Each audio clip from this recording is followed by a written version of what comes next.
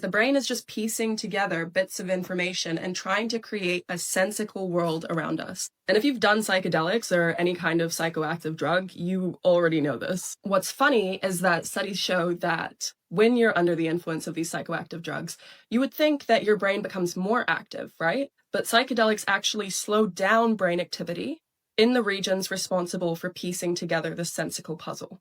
Hence the opening in perception and your ability to see, feel, hear things that you would have never thought were there. So essentially what I'm trying to get at, my theory is that psychedelics prevent that filter from taking place. So it's genuinely just taking in the world around you. Now again, this is just a theory, but it goes together really nicely with the fact that psychedelics have actually clinically been proven to significantly reduce depression, anxiety, PTSD, etc. Now, I could do a whole separate video on that. In fact, I have for a uni project once. Let me know if you want me to get into that, but we're just going to keep going on this thought train first.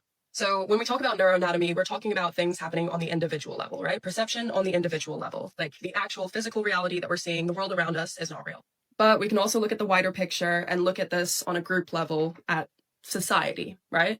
Cultural psychology teaches us that there is no universal reality, that reality is culture subjective. And I think a really good example of this is the fact that what is labeled in Western medicine as schizophrenia is conceptualized completely different in Maori culture, where we believed that they were matakite, or spiritually gifted.